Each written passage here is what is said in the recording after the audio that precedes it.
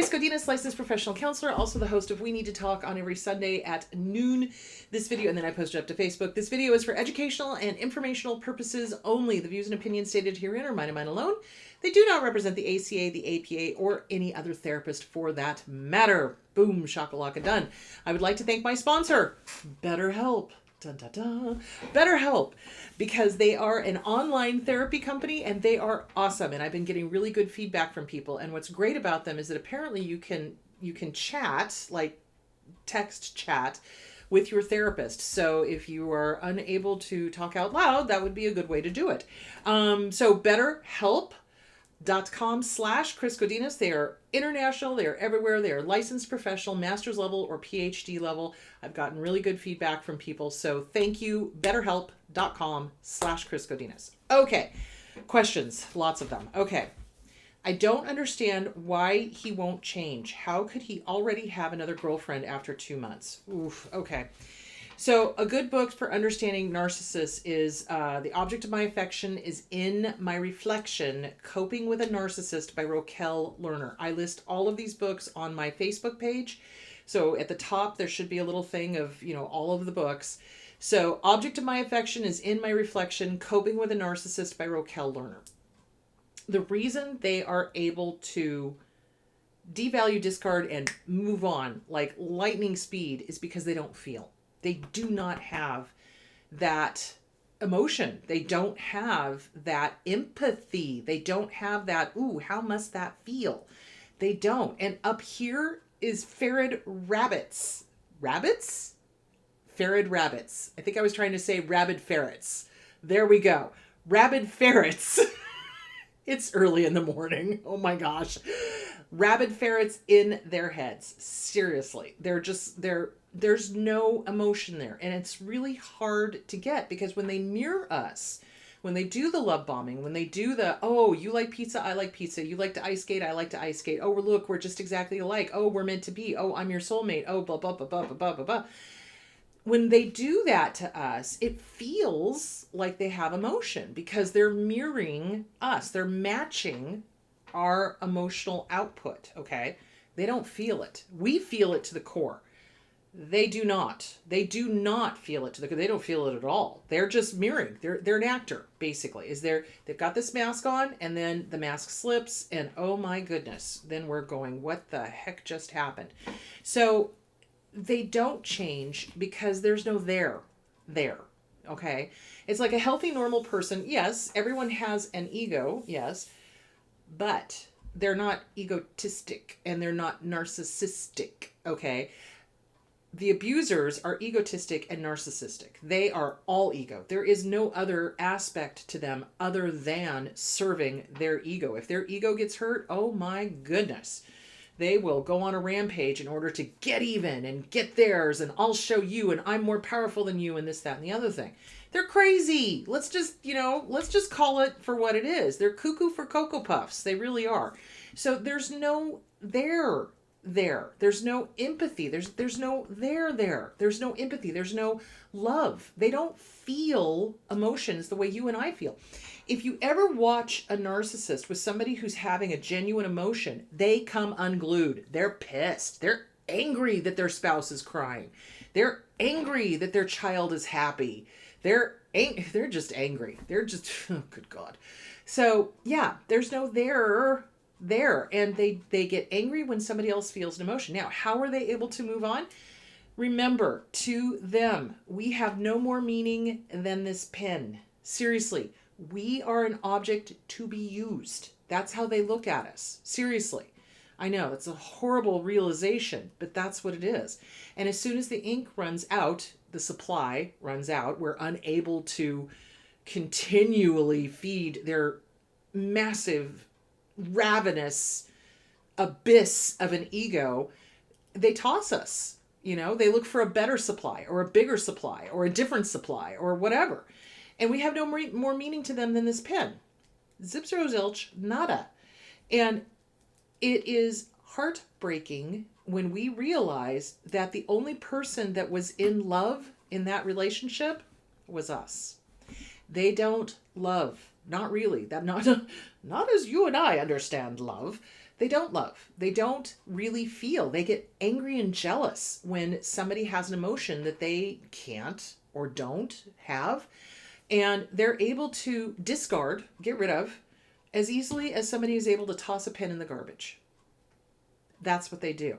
Healthy, normal people don't do that. Healthy, normal people see their own worth, and out of seeing their own worth, they recognize other people's worth, and value. And, that if you want to get Buddhist about it, it's like, I recognize myself in you, you recognize yourself in me, and we are part of the greater universe. You know what I'm saying? So I recognize the universe in you, and you recognize the universe in me. Whereas narcissists, it's like they think they are the universe. They really do. And I've often suspected that the reason that a certain actor who flew up into space felt such deep, intense grief was because he realized how insignificant we all are, really, in the scheme of things, but particularly to his ego. So, yeah, it's like, do you see where I'm going with that? It's like they think that they are the center of the universe. They think that they're more powerful than they are. They think that they have more power than they are. They think that they're, the penultimate. They do. And so they think nothing of discarding somebody and getting a different supply as quickly as possible. It's not even about the person. It's not about a better supply necessarily. It's just, oh, look, I need a supply. I've got one, And when I say a better supply, like what I said earlier, what I mean is that you're probably on to a lot of their stuff and you're calling them to the carpet and asking them to change. Narcissists will not put up with that because they don't want to change. They think they're perfect. They literally do. It's like they've never made a mistake in their lives. They're never wrong. They're never lost. They never ask for help. They never, they're perfect. Everything they do is perfect. Whereas healthy, normal people question. Healthy, normal people go, oh, geez, did I do the right thing? Was that the right thing to do? Narcissists don't have that self-doubt at all, which is not healthy, because healthy, sane people, healthy, sane people question themselves. Narcissists do not. So they look for somebody who's not going to question them. They look for somebody who's not going to call them to the carpet on their bad behavior. And that's not anything you did wrong. You did the right thing. Absolutely, 110%. Because if they're not feelers, if they're not real and genuine and everything else, they will just continue to make you smaller and smaller and smaller and smaller and smaller. It's called a soul death. They try to kill their target of abuse with nastiness and put downs and insults and not good enough, and it's never going to stop. They don't stop. They want us dead. Let me be very clear about that. Their ego wants us dead. That's the ultimate power trip for them, especially if they're a dark triad. So the reason why they don't want to change is because they're cowards, basically. They have no feeling, number two. They don't have any empathy. They're unwilling to take responsibility for what they've done. Healthy, normal people go, I screwed that one up. Clean up on aisle 5. Send the bucket. Hello. We fix stuff. We go, oops, I made a mistake. Let me make amends. Let me fix this. Let me make it right. And then we clean it up and we make sure it doesn't happen again. Right? But with a narcissist, they don't. They leave this. It's kind of like the Queen Mary plowing through the Curacao during World War II. They cut a ship in half because they were on strict orders not to stop and to go, in a straight line or go, to get from point A to point B. And they cut a ship in half and they left this wake of destruction behind them and they never stopped. And that's a narcissist.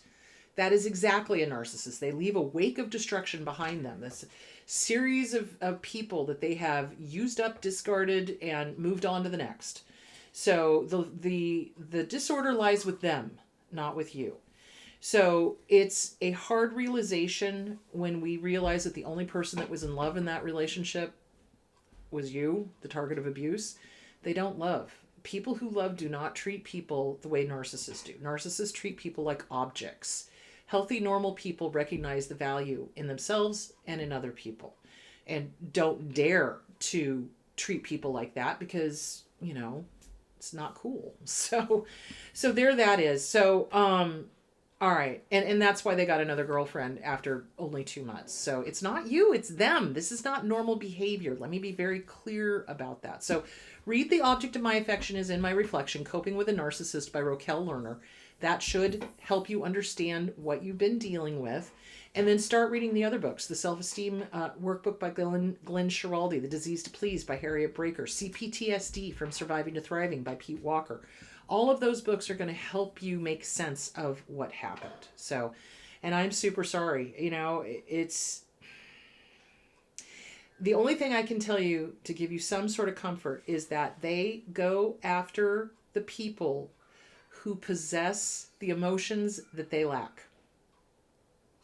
So you obviously are empathic, kind, feeling, loving. And the narcissist keeps thinking that if they just get with the right person, that they're suddenly going to start feeling the way the rest of us do. And it never happens. And instead of looking at themselves in the mirror and going, gee, maybe it's me, they point their little finger outwards and go, oh, it's you, it's you, it's you, it's you, it's the you guns. And it's not, it's them. They're the ones that are disordered and defective. So there is that. So please start working those books. Take really good care of yourself. Get with a good trauma therapist. Work this through. CPTSD From Surviving to Thriving by Pete Walker will help you understand exactly what was going on, and what you went through. The Object of My Affection is in my reflection. Coping with a Narcissist by Raquel Lerner. That's going to explain narcissism, and it's a really great book. I highly recommend it. So. Okay, my mother-in-law came to visit for Christmas. She became enraged after one of our friends came to visit while she was there visiting because our friend didn't pay enough attention to her. Question mark, question mark, question mark. My husband and I are on the same page. He knows she is a narcissist. Do we just not have friends over when she is here? Ooh, yikes. I would have her not come over, but that's just me. Family members are difficult. Christmases are difficult. Holidays are difficult. If you've got a family member, especially a mother-in-law, that is a narcissist, just know that all the attention in the world will never be enough. If your friend had come over and sat on the couch with her and gushed all over her, that probably would have worked, but they weren't there for her. They were there for you. So don't take it personally. Yes, she's going to come unglued. Yes, she's going to say things like, oh, well, there's something wrong with them and blah, blah, blah, blah, blah. That's what narcissists do. When they don't get the attention that they think they deserve, they blame the other person for not paying attention to them and decide that they're defective and they're this and they're that and they're the other thing. Healthy, normal guests in your house will understand that if you've got friends coming over, their friends are there to see you. It would be different if your friend came in and didn't even say hello, but, apparently the friend came in, said hello, did the acknowledgement, and then started talking to her friend, which is the way it should be. But narcissists feel that your friends are their friends. I know, it's crazy. And so they want the same amount of attention that you're getting. And the fact that you're getting more attention than they are is what pissed them off. So you're literally dealing with a 2-year-old. When you're dealing with a narcissist, you're dealing with a 2-year-old, emotionally speaking. They're just not mature, and they're just not cognizant that not everybody is there to see them. It is literally not all about them. So they do get pissed. I would suggest that you still have friends over if she comes to visit. I would limit her visiting time. Since both you and your husband are on the same page, you understand she's a narcissist, you may want to consider not having her over a whole lot, and around the holidays again. And I talked about this in one of my shows. You have the right to do your own holiday. You have the right to tell people you're out of town and just stay home, or you have the right to go do whatever holiday thing you're going to do. You don't have to have the narcissistic mother-in-law over at every holiday. You don't. I mean, I know they think they need to be there, but you have the right to have your own holiday or your own time. You know what I'm saying? So, no, I wouldn't stop friends from coming over when she is visiting. I would continue because it's your house. Now, afterwards, she's going to become enraged and she's going to do whatever. And, you have the right to not have her over. And I think that's the hardest thing for couples when they're dealing with a mother-in-law on either side that is disordered because, there's that guilt, there's that fear, there's that obligation. My suggestion would be the two of you get to couples counseling to discuss this issue. It's great that your spouse is on the same page, recognizes that she's narcissistic, but it's really important for the two of you to blast through whatever guilt, fear, obligation there is, and to come up with a game plan so that she's not always over there on the holidays, or she's not always visiting, or if you do have friends over, that she's not sitting there stewing because your friends are paying attention to you. So yeah, so get with a good couples therapist and come up with a game plan for how you're going to handle next year, and for also how you're going to handle when friends come over if she's there visiting. And honestly, I wouldn't have her come over to visit. They're incredibly damaging. So, some narcissists get jealous when the couple gets a dog and wants to have the dog pay attention to them as opposed to the couple. It's crazy. It's crazy. They're crazy. Let's just be clear about that. So, yeah, no, you didn't do anything wrong by having your friends over. Your mother-in-law is in the wrong, but she's narcissistic. She's disordered. She's, based on what you're telling me. And she's not going to change. So you guys have got to decide, is it worth it having her over or not? So there you go. Get with a good couples therapist. Trauma. Work that through. Help your spouse since that's their mom. So yeah. Okay. I used to enjoy my hobby. My ex started doing my hobby with me when we were together. And we were together for 8 years. Now that we have broken up, I feel disloyal for enjoying my hobby without her. What the bleep? Okay, so what narcissists do is they study us and they see what we like to do and they take over our hobby, literally. Like they will enmesh themselves in whatever our hobby is, and it becomes a competition. So if, for example, we liked painting, that's the one I always use because that's the easiest thing to talk about. So if, for example, we liked painting, landscapes, portraits, whatever, they will suddenly decide that they too are an artist, and they will start doing the hobby either in competition or with you so that you can no longer enjoy it alone. Isn't that interesting? Or let's say your hobby is something like a sport or something like that. Well, they'll suddenly decide that they too want to play volleyball, and they get on the team, and you are now no longer allowed to do your hobby alone or socialize alone or whatever because they're jealous. If you're out playing volleyball and then go out and have dinner with your friends, no, they want to be a part of that because they need to know what's going on at all times and what you're saying and what people are saying about them and da-da-da-da-da-da-da. So they take over hobbies. And the hobbies can be anything from painting to sports to remodeling houses to, whatever your hobby was, okay? And they'll take it over. When we break up with the abuser, it is a hard landing, number one. Number two, we have been so devalued, discredited, discarded, disavowed, not listened to, made wrong, told we're stupid, all of the nasty things that they did. Told that our sense of humor wasn't good, told that we're not smart, told that we're not funny, told that we're not, whatever. And by the time we leave the relationship, we don't know who the hell we are. We really don't. We're just like, who am I and what am I doing? And I've literally had people sit on my couch and go, I can't even tell you what my favorite food is anymore. I can't even tell you what I like anymore. Because the narcissist has come in and said, no, you don't. You don't like that. No, you like what I like. No, you don't like this. You like what I like. You do what I do. You think how I think. That's how they do it. And so they dismantle who we are. Again, soul death. Soul death. They want us dead. They want us to become them. 110%. And since that obviously that's not going to happen because we feel and they don't, that's when they get pissed, and that's when they do the devalue and the discard.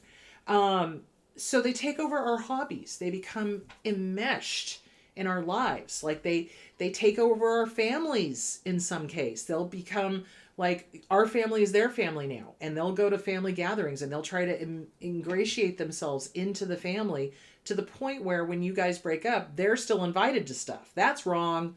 That's wrong. That's a big no-no. You know, I mean, especially if they're narcissistic. Now, if it was an amicable breakup and it was a healthy, normal relationship, that would be different. That would be okay. But if it's you're dealing with a narcissist, no. So, because that's intentional. They're gathering flying monkeys.